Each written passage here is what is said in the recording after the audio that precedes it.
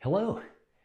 Today we're going to talk about why, if you don't have a gym membership, you have a head start and a better prognosis for fixing all these aches and pains than some of the others. My name is Chris Butterworth. I am 56 years old and I feel great right now, today, over the last couple years, compared to when I turned 50 and I was a broken down train wreck.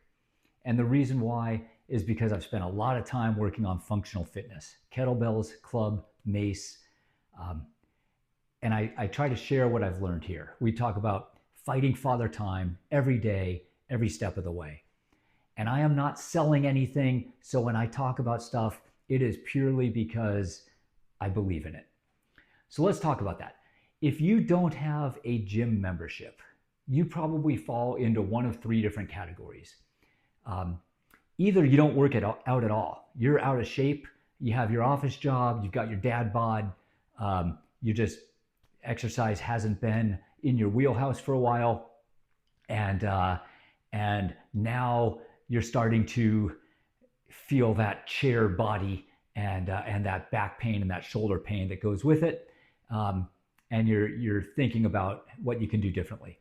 Number two, maybe you do your exercise out of the gym. Maybe you run, or you bike, you swim, you hike, whatever it is. There are plenty of ways to be active outside of the gym, and maybe that's what you do. So you're, from a fitness standpoint, in better shape than not doing anything, but maybe you don't have that gym routine dialed in. And the third thing is, maybe you have a home gym. Maybe you work out at home and you have your own equipment and you do it your own way. Any of these three things is great, because you're gonna have a little bit of a head start. And when I talk about why, I think about, okay, if you're listening to me, you're in your 50s, your late 40s, your 60s, and you're talking about fighting father time. So it's okay to go back to an 80s reference. But if you remember Greg LeMond was the Lance Armstrong before Lance Armstrong. He was the American. He won the Tour de France 3 times, I think, in the late 80s or the mid 80s. But he had a run in 1989 where, heading into the last day of the Tour de France, there was a sprint, a 15-mile ride by yourself. You didn't get to ride in the big Peloton group, but you just rode by yourself as fast as you can for 15 miles. Greg LeMond entered that day 50 seconds behind the leader. He was in second place. And the leader was Laurent Fignon. I don't know how to pronounce his name.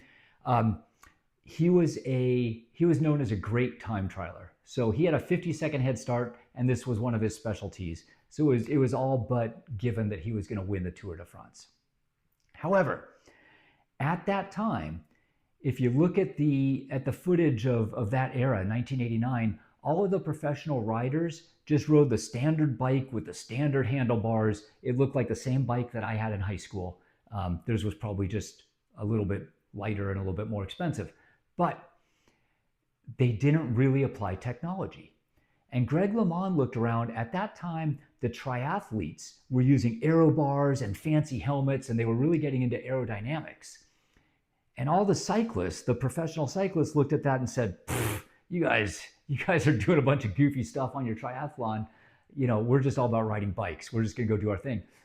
Greg LeMond looked at that and said, does that work? Does that really work? I'm gonna try it. And he was the first one to really bring the aero bars and the aerodynamic helmet into the Tour de France. Everybody made fun of him. He looked stupid. It was the space age. It was this, much ado about nothing. Just get on your bike and ride, man. And Greg LeMond, as a good time trialer, but not the best time trialer, he went into that time trial, again, losing by 50 seconds in a 15-mile ride. He won the time trial by 58 seconds, which allowed him to win the Tour de France by 8 seconds. And it's only because he said, does that work? Why wouldn't I try it? And I think when we talk about, if you're out of shape, if you haven't been working out, and we can talk about a kettlebell or a club that's really going to fix that lower back pain, loosen up your hips, shoulder, elbow, just make your whole body work in concert and work better, why not? If it works, let's try it. Same thing if you're a runner, if you're a swimmer, if you're a cyclist, this is something you can do on top of what you're already doing. You don't have to stop swimming and you don't have to stop running, but this is going to add to your overall body balance and make you feel better. And if you have a home gym and you have your home equipment, it's probably because you don't like going to the big box and you want to do it your own way. And there are certain things you do that are better than what they do. And adding a new piece of equipment to your home gym is probably something that you would be proud of and happy with and kind of excited about. And so I think in each of these three cases, you have the advantage of probably being willing to try something that is going to help fix you. I think some of the people that are lifetime, lifelong members of the big box gym are very set in their ways. And I think they're more like the cyclists looking at Greg LeMond with his fancy handlebars and thinking he looks like an idiot. And I think some of the gym clientele look at the kettlebells and look at the clubs and say, what are you doing? Like, that's not strength. And I just think they don't get it yet. We're going to talk about that more on this channel. I'm going to dedicate some videos to that. We're going to talk about trying to change their mind and why we should change their mind. But the reality is, I'm here to talk to the folks that want to change their mind. And so if you're thinking about how am I going to fix my back? How am I going to fix my shoulder? Why are my hips so tight? How come I can't touch my toes? Any of that kind of stuff. Let's start. I would say start with kettlebell. When you get comfortable with kettlebell a little bit, you add club. When your club gets comfortable, you add mace. I think you do it in that order. I think you start slow, you start light, and you start short. There is absolutely no reason to pick up, especially if you haven't worked out in a long time, pick up something that's too heavy and wrench your back. Like, that's just dumb. My lightest kettlebell is 15 pounds. Sounds way too light in a macho sense when we're talking about lifting heavy weights. I use it mostly to try new things. If I've never done a movement before, if I want to see how something feels. My general workouts run from 25. I have a 25, a 30, a 35, and a 40-pound kettlebell. The 40 is very heavy. The 25 is one that I'm doing some endurance lifting with. I can swing it around for several minutes at a time. So somewhere in there, just for size comparison, I'm 5'9", I'm 140 to 145, and I've been doing kettlebells for a few years.